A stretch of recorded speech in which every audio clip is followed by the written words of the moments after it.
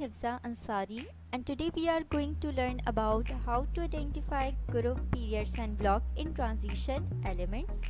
So before starting my video, subscribe my channel and like my videos if you are getting from them. तो start करते हैं.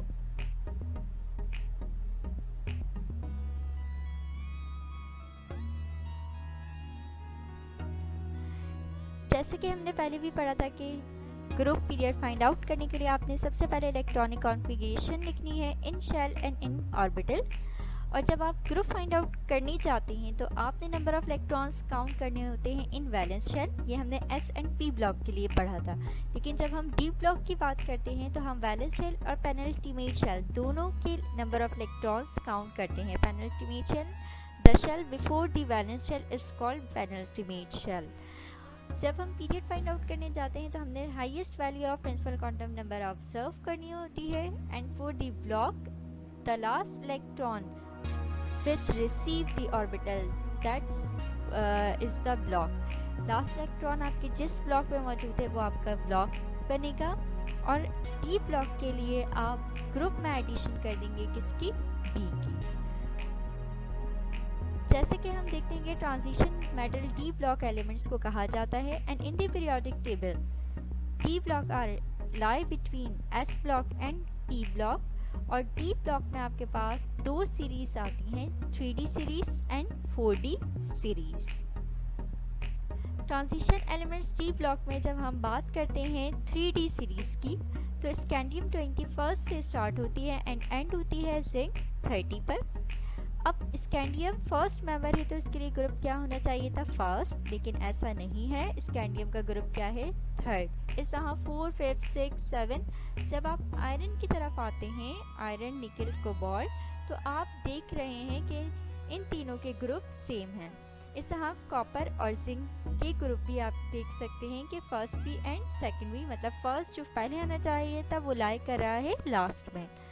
अब ये सब conditions इसमें आती है, इसलिए हम बच्चों को याद करवाते हैं, इस सीरीज़ को मेमोराइज करवाते हैं। कैसे, इस फ्रेज से। जैसे आप देख सकते हैं इसके फर्स्ट लेटर या फर्स्ट 2 लेटर्स जो है वो इस सीरीज़ का सिंबल आइडेंटिफाई किए जाते हैं। अब वो फ्रेज क्या है, scary tiny vicious creatures Mayfair cows and nice cute zebras.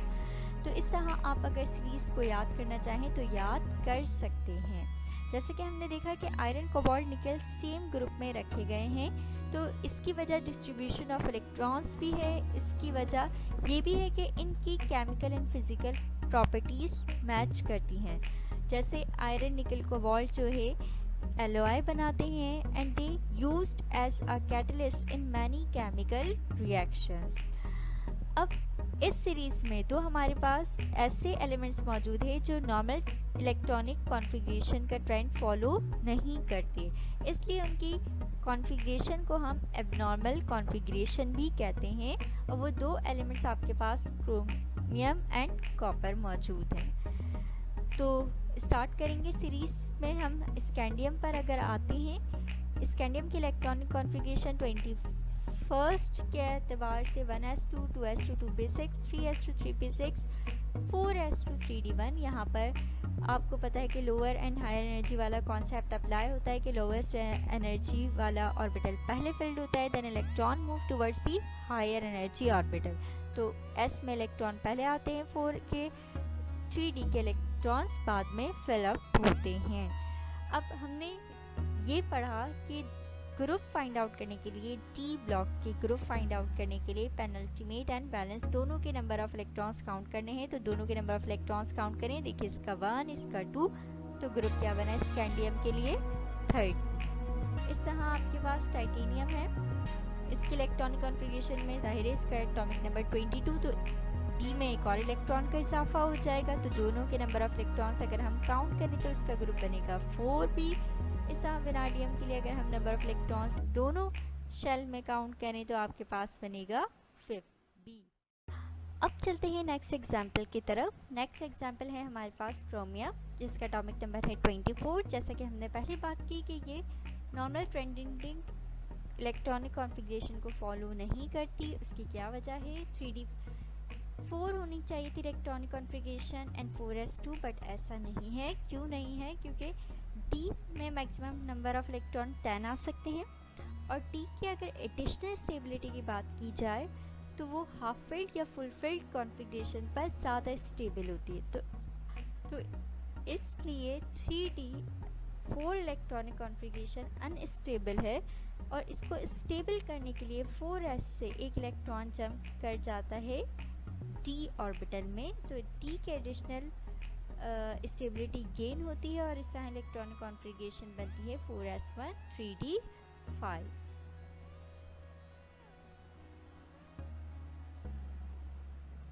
अब नंबर ऑफ इलेक्ट्रॉन्स अगर हम काउंट करें इन बोथ शेल तो आपके पास 6, तो ग्रुप आपके पास 6 भी बनेगा। पीरियड आपके पास 4 रहेगा क्योंकि हाईएस्ट प्रिंसिपल क्वांटम नंबर की वैल्यू है, एंड ब्लॉक आपके पास रहेगा D। अब नेक्स्ट एग्जांपल है आपके पास iron nickel cobalt. Iron electronic configuration आप देख सकते हैं। लास्ट में नंबर ऑफ इलेक्ट्रॉन्स काउंट करें दोनों शेल के तो आपके पास बनेंगे 8, तो ग्रुप क्या होगा आपके पास 8p, 4th period and block D। इस तरह निकल की बात करें तो दोनों के last number of electron count करें तो ये बन रहे हैं 9, लेकिन आप पीरियोडिक टेबल में ये देखते आए हैं कि ग्रुप 8 से ज़्यादा एक्सीड नहीं करते एंड पीरियड 7 से ज़्यादा एक्सीड नहीं करते। इसलिए जिसका भी सम 9 आ रहा है या जिसका भी सम 10 आ रहा है, जिसमें जैसे कोबाल्ट के एग्जाम्पल देख सकते हैं, उसके लिए आप ग्रुप 8 ही रखेंगे। तो ये वजह है इन तीनों को सेम ग्रुप में रखने की। तो इस तरह पीरियड आप देख सकते हैं 4th रहेगा एंड ब्लॉक इनके लिए D ही रहेगा। अब नेक्स्ट एग्जांपल की तरफ आते हैं which is copper. Atomic number 29। Electronic configuration copper की देखिए तो 1s2 2s2 2p6 3s2 3p6। यहाँ भी वो है केस आ जाता है एडिशनल स्टेबिलिटी वाला कि फुलफिल्ड इलेक्ट्रॉनिक कॉन्फ़िगरेशन ज़्यादा स्टेबल है, कि एक इलेक्ट्रॉन 4s से जंप कर जाएगा 3D में, और वही स्टेबिलिटी या स्टेबल इलेक्ट्रॉनिक कॉन्फ़िगरेशन कंसिडर की जाती है। तो इस तरह 4s1 3D कॉन्फ़िगरेशन कहलाएगी कॉपर की। इन शेल कॉन्फ़िगरेशन लिखेंगे। इन शेल कॉन्फ़िगरेशन लिखने के बाद आप ग्रुप फाइंड आउट करेंगे लास्ट शेल में नंबर ऑफ इलेक्ट्रॉन्स जितने हैं और कितने इलेक्ट्रॉन्स मौजूद हैं 1, तो ग्रुप क्या बनेगा इसका 1। पीरियड के लिए हाईएस्ट प्रिंसिपल क्वांटम नंबर 4, तो पीरियड क्या बना 4। और इस तरह ब्लॉक की बात की जाए तो लास्ट इलेक्ट्रॉन D ब्लॉक में है तो ब्लॉक D ही रहेगा। अब नेक्स्ट चलते हैं एग्जाम्पल जिंक की तरफ। इसका एटॉमिक नंबर है 30। इलेक्ट्रॉनिक कॉन्फ़िगरेशन देखें 1s2 2s2 2p6 3s2 3p6 4s2 3d 10। इसमें हम इन शेल कॉन्फ़िगरेशन लिखेंगे, और इन शेल कॉन्फ़िगरेशन में लास्ट शेल में जो नंबर ऑफ इलेक्ट्रॉन्स काउंट हो रहे हैं वही बनाएंगे group. Highest principal quantum number 4, तो पीरियड रहेगा जिंक के लिए 4, and last electron D block में मौजूद है तो इसका ब्लॉक रहेगा D। सो व्यूवर्स, यहाँ मुझे दीजिए इजाज़त। अल्लाह हाफ़िज़।